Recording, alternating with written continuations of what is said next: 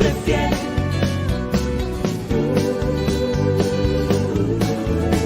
Bueno es Dios, siempre fiel.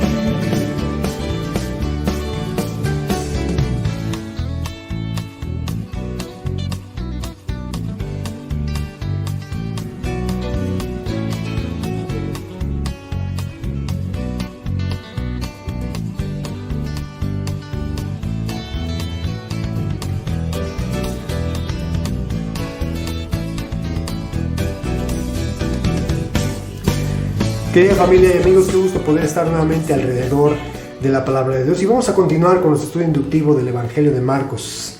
Ya estamos en esta última etapa del Evangelio, como lo hemos estado comentando. Y qué interesante ha sido lo que el Señor ha hablado en nuestras vidas en estas últimas 3 semanas, ¿verdad? En estos últimos pasajes, desde el capítulo 12, abarcando el capítulo 13, especialmente con el tema de los últimos tiempos.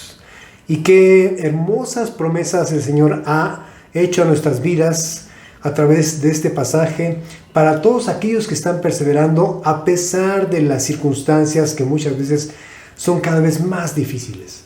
Y pensando en esto, vino a mi mente cómo estarán viviendo los hermanos de Afganistán. ¿Será que para ellos ya inició la gran tribulación? Porque para ellos ya ha comenzado una persecución acérrima, como ya lo hemos estado escuchando, y aunque no hemos sabido si esto ha sido ya real, debemos continuar pues orando, intercediendo por ellos, ¿verdad? Pero qué hermosas promesas para quienes a pesar de ese tipo, esas grandes pruebas, continúan perseverando, sabiendo que ninguna prueba se equipara o se compara a la gloria que Dios ha prometido para cada uno de los que perseveran hasta el fin, siendo estos salvos. Amén.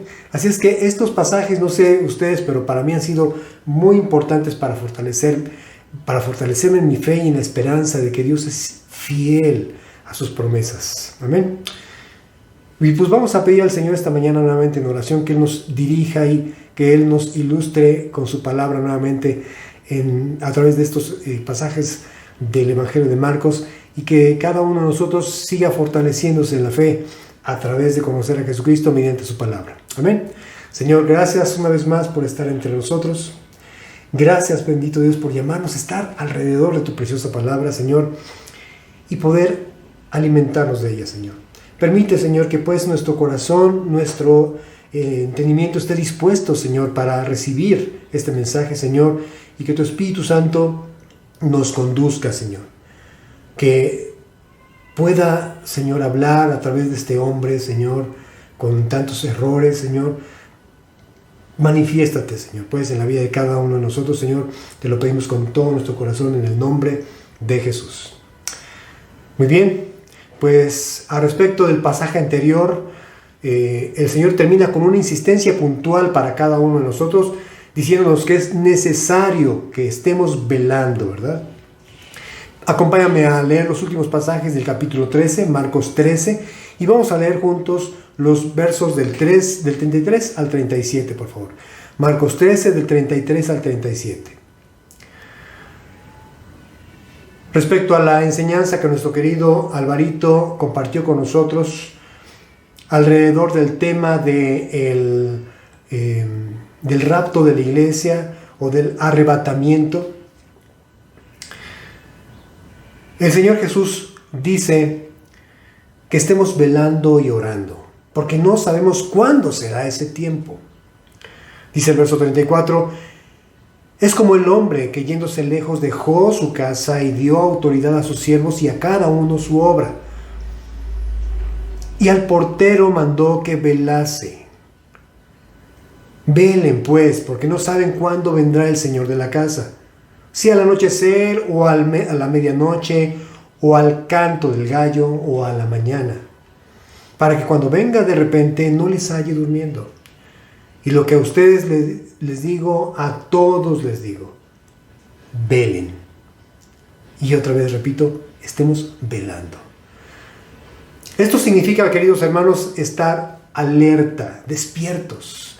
En la Biblia, la idea de dormirse se refiere principalmente a descuidar, es dejar a un lado las cosas espirituales, a respecto de congregarse, estar diariamente y de forma disciplinada en lo que Jeremías, el profeta, llama el secreto de Dios.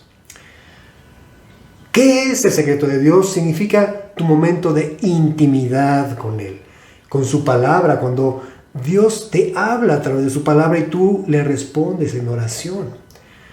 Así que no podemos darnos el lujo de estar dormidos, ¿verdad? Acompáñame a leerlo en Jeremías capítulo 23, verso 18. Jeremías 23, verso 18. Recordarás que este tiempo era un tiempo de gran apostasía en Jerusalén, en Israel. Ya Israel había sido deportado y Dios está llamando la atención fuertemente contra los falsos profetas, porque ellos no consultaban a Dios en intimidad y hablaban falsamente de Dios al pueblo. Por eso Dios le dice aquí en Jeremías 23, 18, porque ¿quién estuvo en el secreto de Jehová y vio y oyó su palabra? ¿Quién estuvo atento a su palabra y la oyó? Queridos hermanos, estamos llamados entonces a estar en el secreto de Dios diariamente. A mí me encanta estar por las mañanas, cuando todavía, pues de preferencia está oscuro, para que tengamos la oportunidad de estar de forma tranquila, sin prisa, meditando un poco en la palabra de Dios y viendo cómo Él nos habla a nuestro corazón y nosotros le respondemos, como decía anteriormente, en oración. El llamado del Señor es estar pues vigilantes, para que cuando llegue el Señor de la casa no halle durmiendo a sus siervos. Ve lo que dice Apocalipsis capítulo 3. Vamos a leer los versículos 2 y 3, por favor. Apocalipsis 3, versículos 2 y 3. El Señor dice así a su iglesia: sé vigilante. Sé vigilante. Y afirma las otras cosas que están para morir, porque no he hallado tus obras perfectas delante de Dios. Acuérdate pues de lo que has recibido y oído, y guárdalo y arrepiéntete, pues si no velas, vendré sobre ti como ladrón, y no sabrás a qué hora vendré sobre ti. Pero hago ese énfasis, pues si no velas. Primero insiste el Señor: sé vigilante. Y si no velas, vendré sobre ti como ladrón, y no sabrás a qué hora será ese momento. Así es que la insistencia del Señor es estar vigilantes, velar, estar en vigilia. Y dijimos que eso es mantenernos alertas, y más porque son los últimos tiempos. Algunos estarán pensando que hemos hecho un sobreénfasis hablando de los últimos tiempos y dirán: y es que siempre ha habido guerras, siempre ha habido terremotos y enfermedades, pestes, etc. Bueno, déjame decirte que realmente los últimos tiempos comenzaron cuando el Señor Jesús ascendió a los cielos. Desde entonces comenzó la cuenta regresiva. Y sí ha habido todo este tipo de eventos: guerras, terremotos, inundaciones, enfermedades, etc. Pero te pones a pensar cómo es que en estos tiempos las catástrofes que hemos estado viendo no solamente se han multiplicado, sino han coincidido. Últimamente has visto en las noticias cómo volcanes están haciendo erupción de forma simultánea o inundaciones de forma simultánea. Esto en la historia no se había visto. A mí me sorprende cómo es que hace, no sé si ya son 4 años cuando sucedió el terremoto del 2017, coincidió en el mismo día de hace 30 años. El mismo día tuvimos un terremoto en la Ciudad de México, bueno, en este país. ¿No se te hace interesante que Dios a través de esto nos esté hablando? Pero podemos añadir muchas cosas al respecto. Sin embargo, déjenme decirles que este mensaje de los últimos tiempos y de que la iglesia estuviera preparada era el mensaje principal que los escritores del Nuevo Testamento hicieron a la iglesia, diciéndoles que la iglesia debiera estar preparada. Y aunque insistimos que esto ya viene sucediendo o ya ha comenzado la cuenta regresiva desde hace más de 2000 años, cuando Jesús ascendió a los cielos, esto me habla no de que Dios ha olvidado cumplir con su promesa. Dice el apóstol Pedro en su segunda carta, en el capítulo 3, en el verso 9, segunda de Pedro, capítulo 3, verso 9, que el Señor no retarda su promesa, como algunos la tienen por tardanza, sino que es paciente para con nosotros, no queriendo que ninguno perezca, sino que todos procedan al arrepentimiento. Y hago un paréntesis al respecto de esto. Recordarán que hace algunas semanas dijimos que las Escrituras enseñan claramente que de todos los atributos de Dios, su paciencia es lo único que tiene límite. No es para siempre. Así es que, mis queridos hermanos, la iglesia hoy por hoy tiene que estar preparada. Lamentablemente es algo que hemos dejado a un lado, lo hemos descuidado completamente. No es el tema de conversación para nosotros hoy, alrededor de la iglesia. Hoy por hoy es congregarnos otra vez, regresar de forma presencial.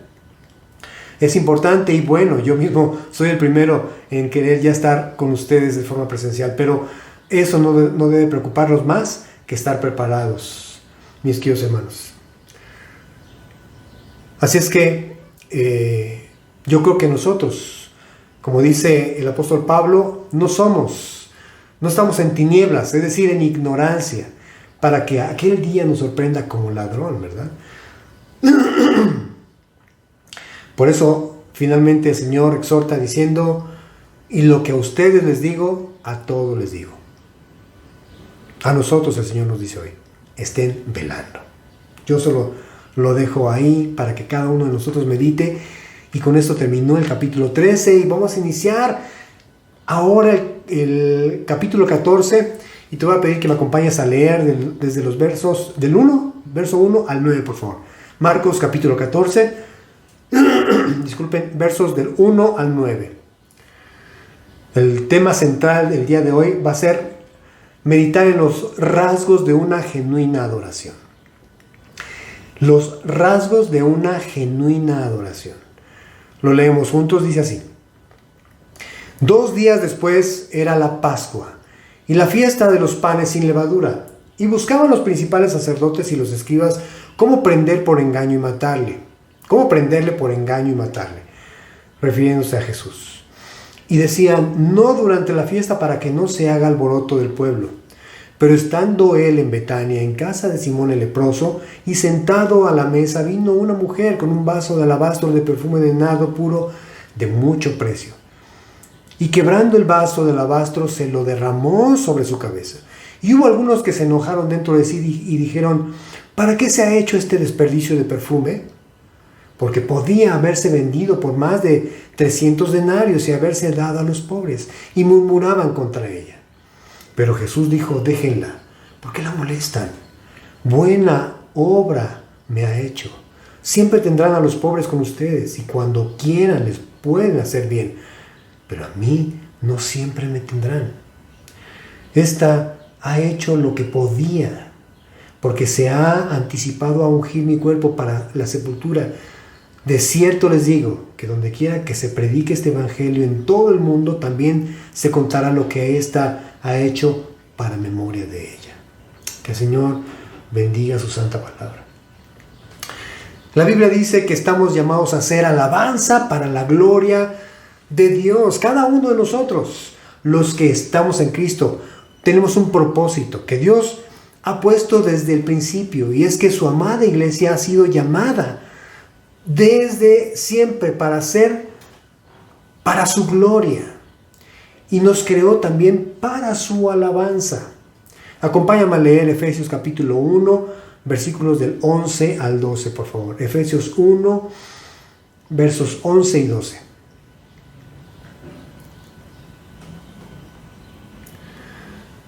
Dice así: en Él, es decir, en Cristo, asimismo tuvimos herencia, habiendo sido predestinados conforme al propósito del que hace todas las cosas según el designio de su voluntad, a fin de que seamos para la alabanza de su gloria, nosotros, los que primeramente esperábamos en Cristo.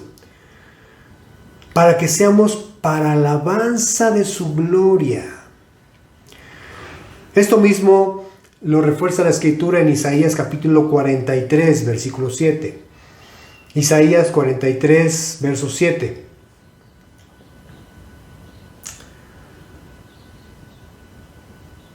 Dice así, ¿lo leemos todos juntos? El Señor dice, todos los llamados de mi nombre, para gloria mía los he creado. Los formé y los hice.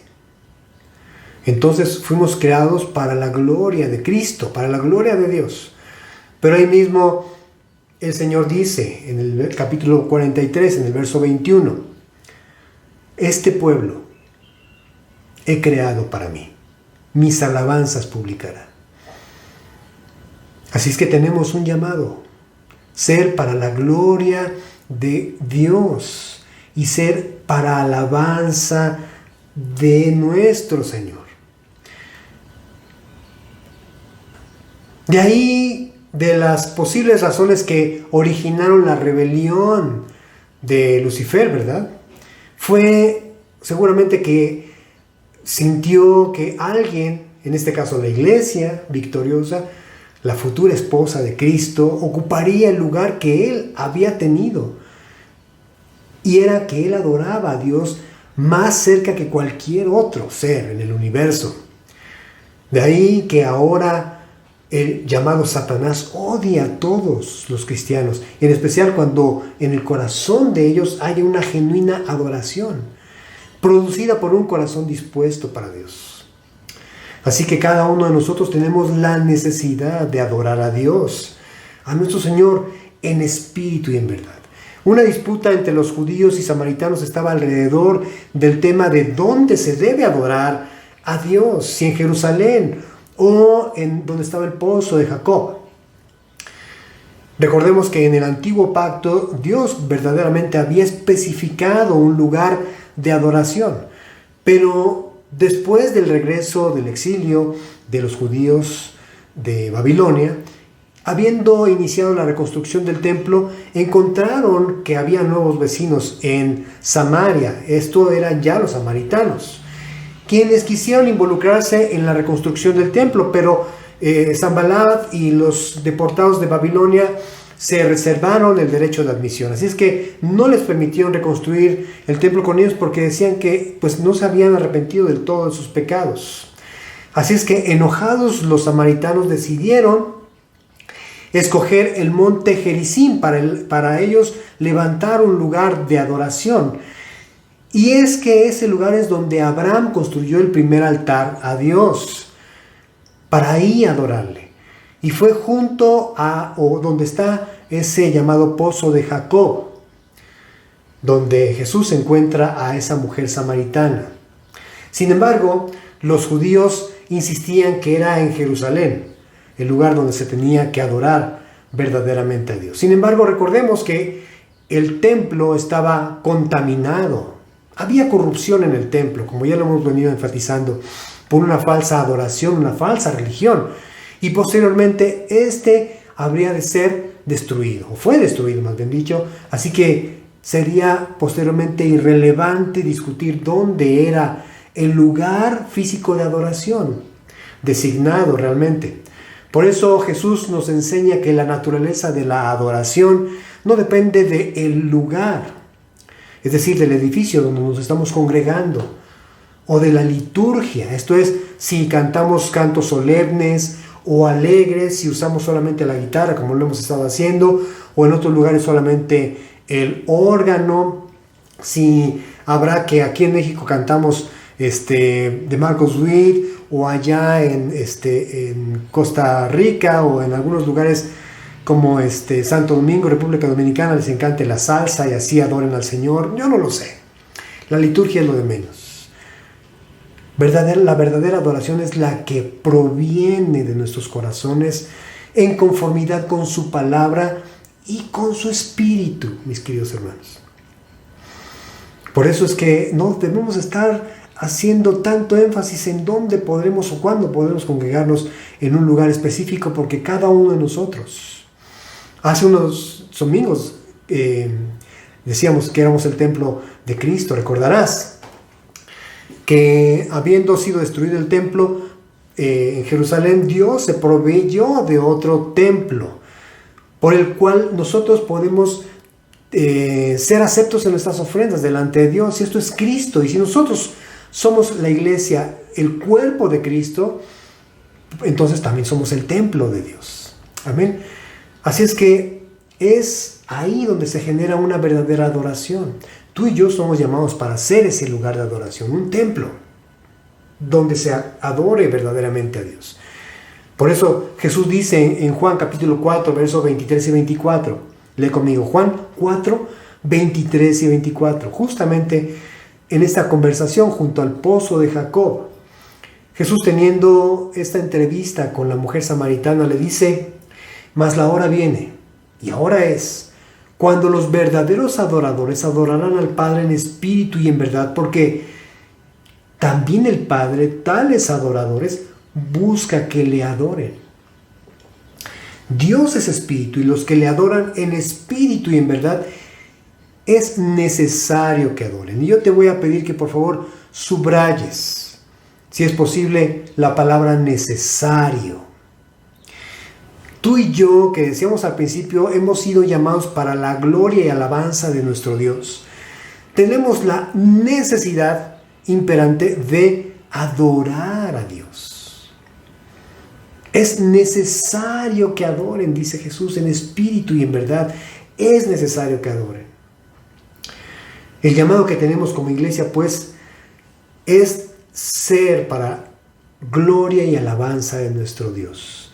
Y no solo ahora, sino por toda la eternidad. Vemos la imagen de esos 24 ancianos que están delante del trono de Dios, los cuales representan a la iglesia vencedora, junto a los cuales también están los 4 seres vivientes que se postran delante de Dios, y los ancianos echan sus coronas de justicia delante de Dios. Corona de justicia, corona de vida, corona de gloria, que son los galardones que el mismo Señor les ha concedido.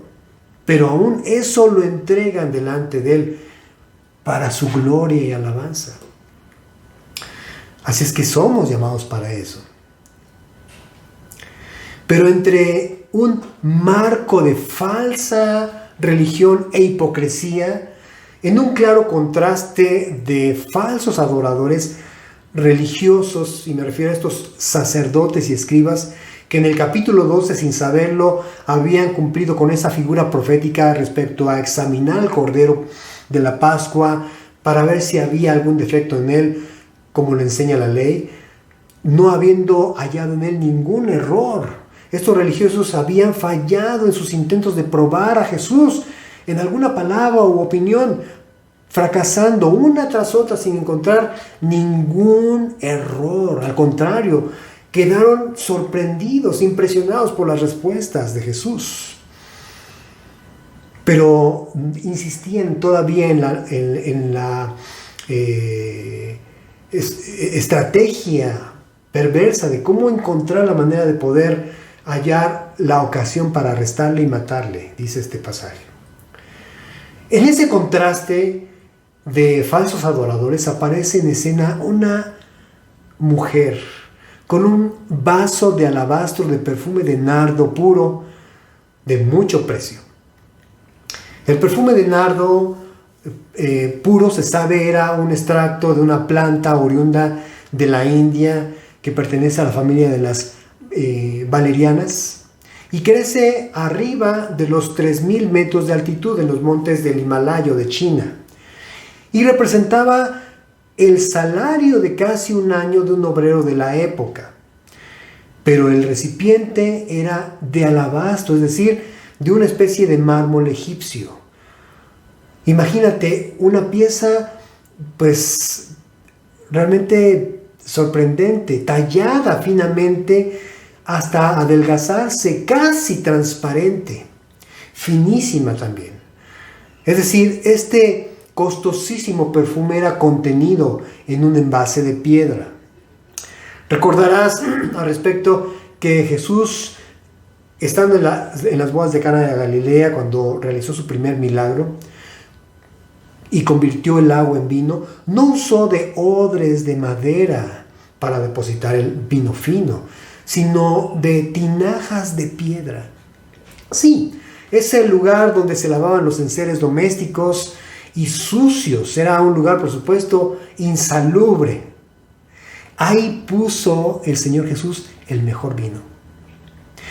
Déjenme decirles que esto me habla de ti, me habla de mí en especial, porque así era mi vida, un lugar sucio, un lugar indigno, un lugar insalubre, pero es justo ahí donde el Señor ahora ha depositado su vino nuevo, el cual representa a su Espíritu Santo, su presencia, nada menos y nada más, su presencia en cada uno de nosotros, que somos, o fuimos, más bien, un contenedor sucio, pero que Él ha decidido, como ese pesebre sucio, pues nacer ahí y convertirlo ya no en un pesebre, dejar de ser un pesebre, ahora ser un templo de adoración a Dios, porque Cristo mora ahí. Pero hablamos de otro envase de piedra, el cual contenía un perfume finísimo y costosísimo, que pues valía lo de casi un año de salario de un jornalero. Pero este envase de piedra tuvo que romperse. Un rasgo de genuina adoración entonces nos lleva a pensar en la necesidad de romper ese contenedor. Repito, un rasgo de genuina adoración lleva a la necesidad de romper el contenedor para que el perfume sea liberado. Ese perfume que llega hasta la presencia misma de nuestro Dios, mis queridos hermanos. Nada menos y nada más. Acompáñame a leer en Ezequiel capítulo 36, verso 26. Ve lo que dice la palabra de Dios. Ezequiel 36, 26.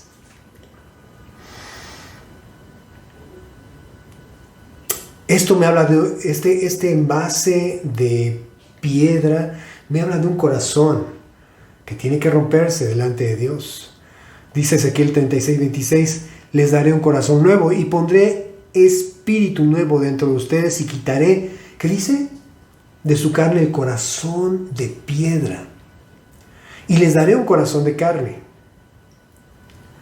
El corazón representa la identidad de una persona, sus pensamientos, sus palabras, sus acciones, y es duro como una piedra. Le cuesta siempre trabajo pues adorar y postrarse delante de Dios verdaderamente. Así es que este corazón duro se tiene que romper para que podamos manifestar en todo lugar, como dice Pablo, el aroma de Cristo. Ve lo que dice 2 de Corintios capítulo 2, verso 4.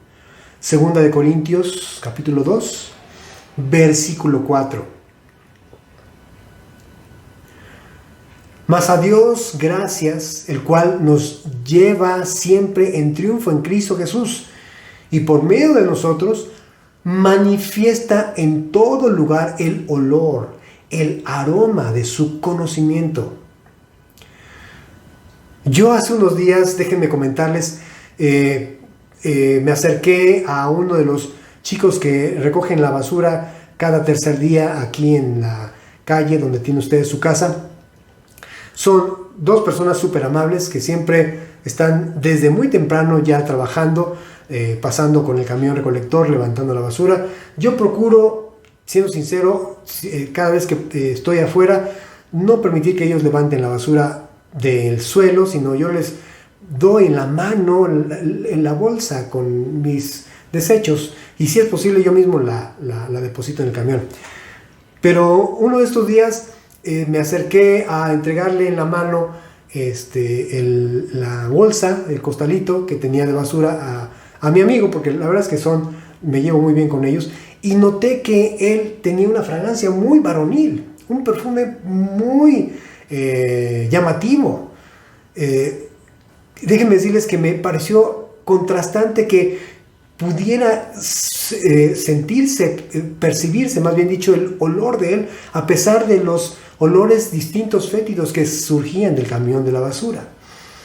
Y me hizo pensar en esto, que a pesar de que pues él está trabajando, él en eso venía, claro, está muy bañadito y con su uniforme, pero eso de estar trabajando en levantando basura no significa que no estuviera limpio y oliera bien. Disculpen. Entonces, yo creo que es lo mismo. Nosotros debemos percibir podemos nosotros que otros más bien perciban el olor que Cristo genera en nuestras vidas, mis queridos hermanos. Pero esto sucede a medida que nosotros le conocemos más a Él. ¿Por qué crees que cuando somos quebrantados fluimos más en adoración? ¿No te ha pasado que cuando estás en algún tiempo de quebrantamiento y decides adorar a Dios y estar en su presencia a solas, es cuando más derramas tu corazón delante de Dios con lágrimas, con un corazón verdaderamente entregado en adoración? Les digo, para que este aroma de nosotros fluya hasta la presencia misma de Cristo, de Dios, este corazón de piedra debe romperse. Dice el apóstol Pablo en 2 de Corintios capítulo 4, verso 7. 2 de Corintios 4, verso 7, unos 2 paginitas de donde estábamos, dice: pero tenemos este tesoro en vasos de barro, para que la excelencia del poder sea de Dios y no de nosotros. Los vasos que aquí describe Pablo eran vasijas comunes y corrientes, baratas, rompibles y prácticamente sin ningún valor. Muchas veces se usaban para esconder cosas valiosas como oro, plata, joyería, especialmente de ladrones. Pero se tenían que romper para sacar posteriormente lo valioso de esos contenedores. Algo así como las alcancías hoy por hoy, ¿verdad? Que se tienen que romper para sacar pues lo ahorradito ahí. Pues creo que somos así. Nosotros tenemos que romper este corazón para que esa fragancia, como les digo, se deje sentir, se perciba. Esta mujer no escatimó romper ese frasco de alabastro de ese mármol fino egipcio para derramar ese perfume para el Señor y ungirle como rey y sacerdote. Dice el verso 8: esta ha hecho lo que podía, porque se ha anticipado a ungir mi cuerpo para la sepultura. En la antigüedad, a los reyes y sacerdotes se les ungía con aceite. Un ejemplo de esto es cuando Samuel unge a David para que sea el futuro rey de Israel. También hizo lo mismo Moisés con Aarón y con sus hijos, derramando sobre ellos aceite y ungiéndoles para el sacerdocio. Y una descripción de esa unción del aceite es la que describe el Salmo 133, que muchas veces hemos leído. Dice el verso 1 y 2, el Salmo 133, versos 1 y 2.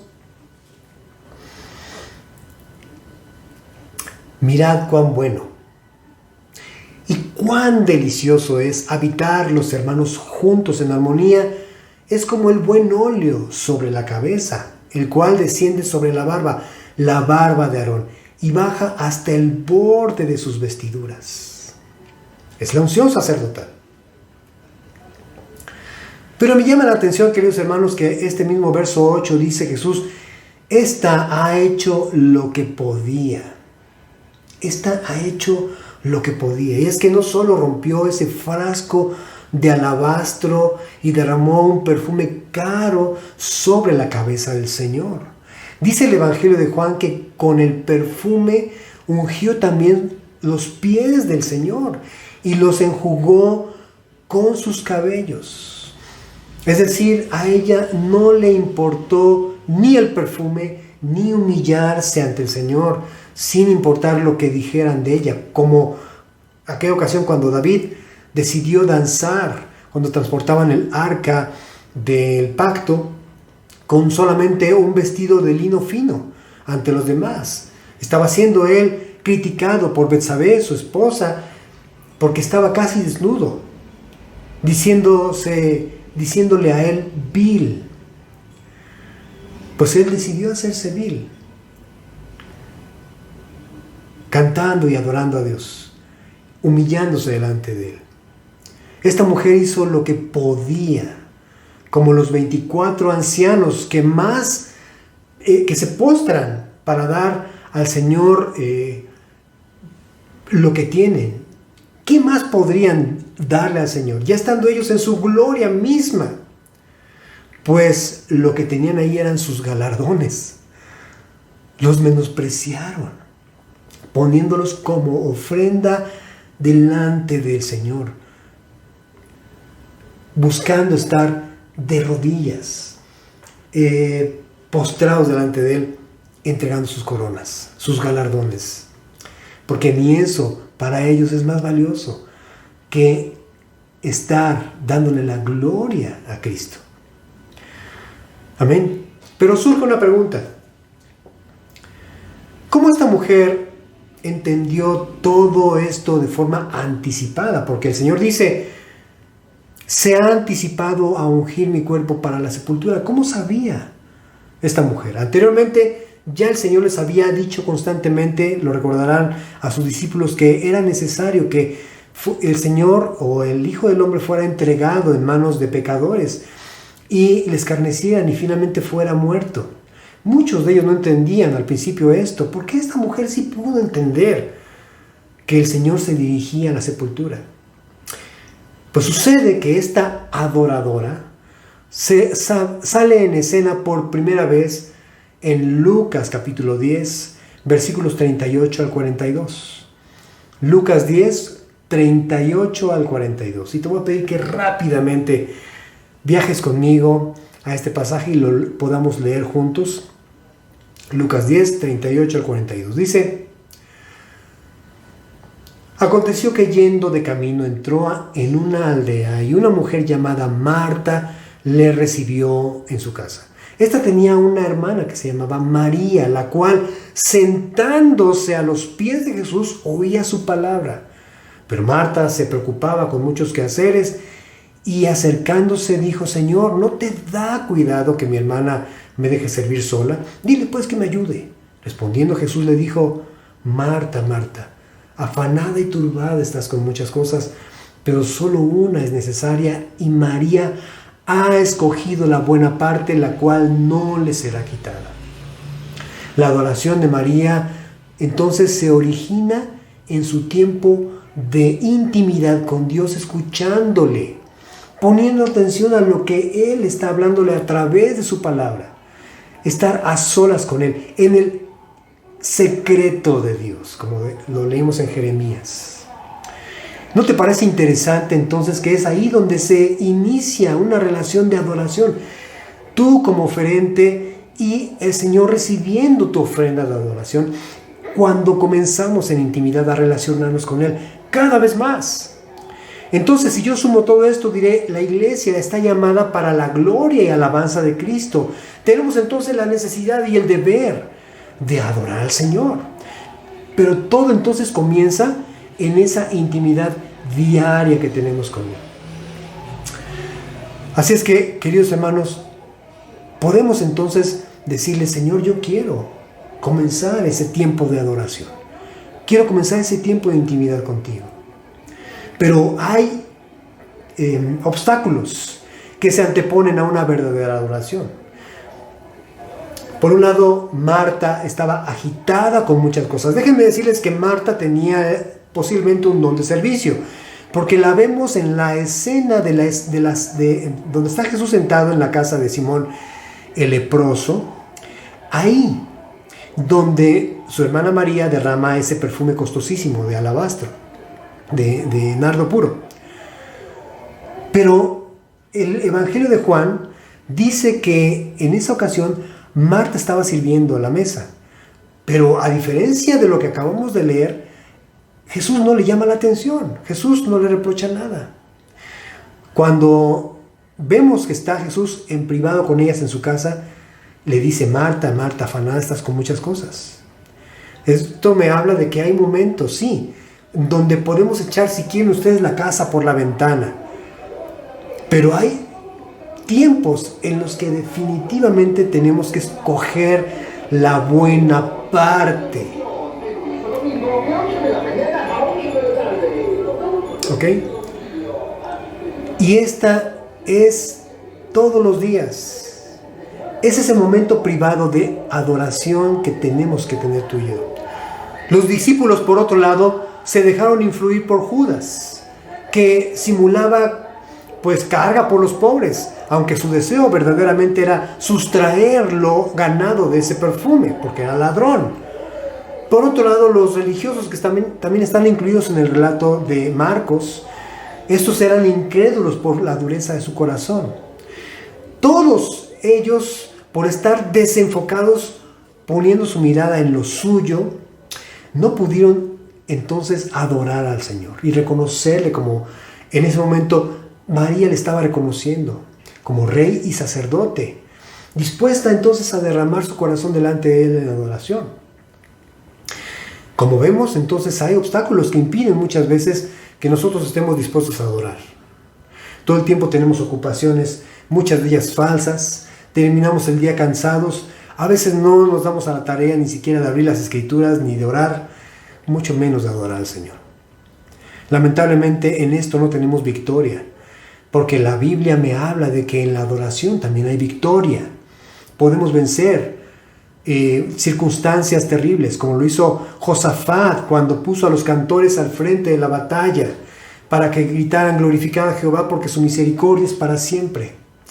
Mis queridos hermanos, estamos llamados entonces a combatir de esa manera. Pero hay obstáculos, como lo podemos ver, que nos impiden. Así que donde quiera que se predique este evangelio en todo el mundo, también se contará lo que María ha hecho para memoria de ella. Qué importante es recibir este mensaje.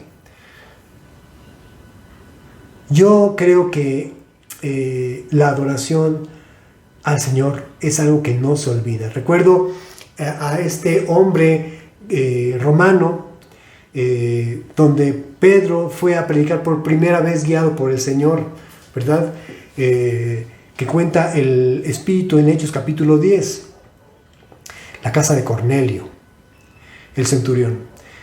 Dice que en oración recibió la visión de un ángel que le decía que sus ofrendas habían sido recordadas delante de Dios.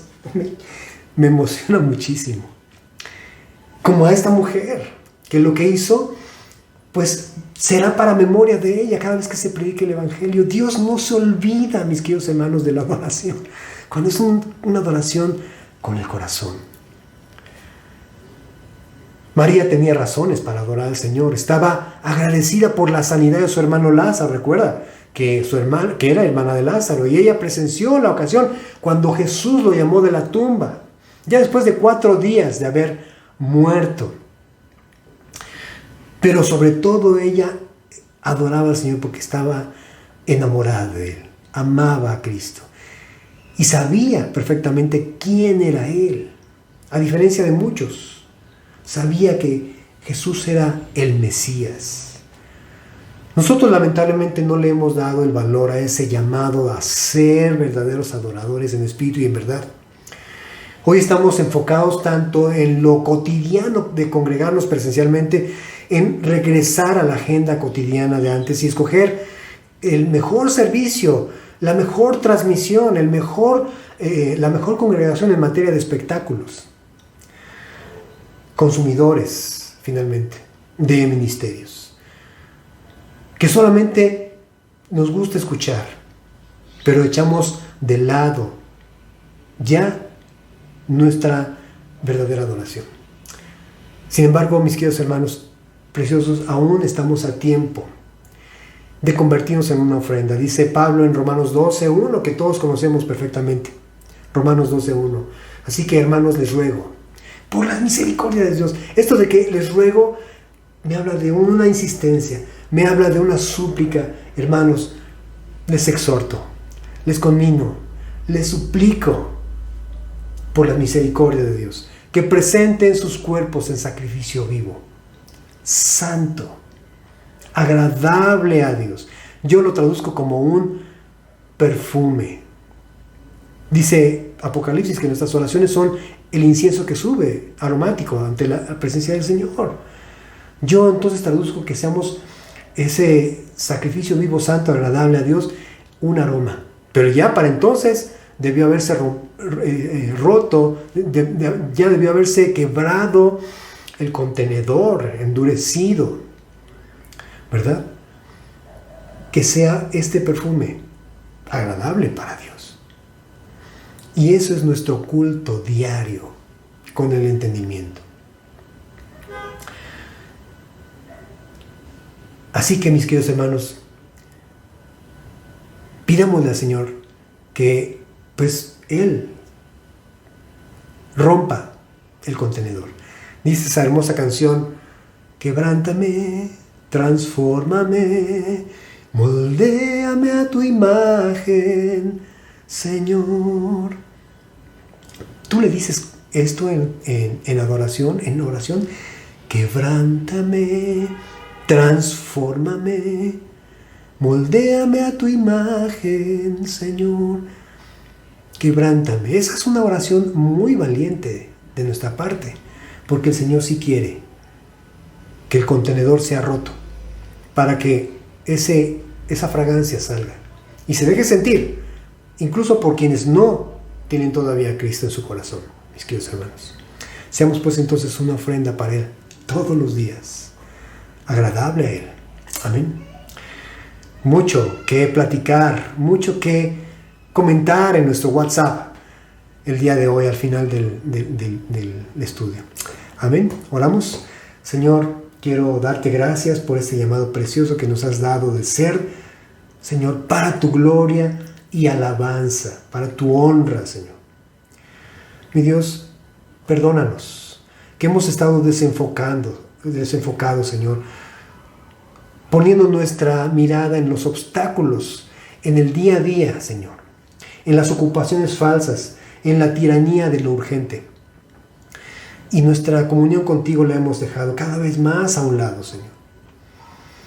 Mi Dios, te rogamos que tu Espíritu Santo nos atraiga, como dice tu palabra, con tus preciosos lazos de amor, y que podamos disfrutar cada día en tu preciosa presencia, Señor, el adorarte, Señor, y cantar verdaderamente: qué dulce es estar en tu presencia. Porque esa canción, Señor, me habla de que yo estoy llamado a estar ahí como un verdadero adorador en tu presencia, y sé, Señor,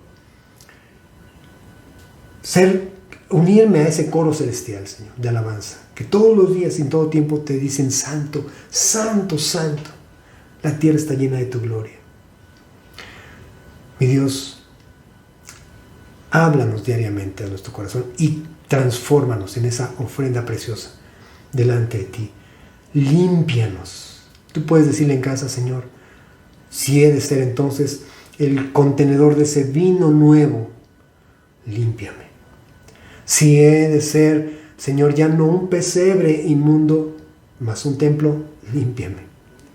Si, Señor, he de ser una ofrenda diaria para ti, quebrántame. Y que tu perfume, que el aroma que tú has producido en mí, Señor, llegue a tu presencia, Señor, como un olor grato, Señor.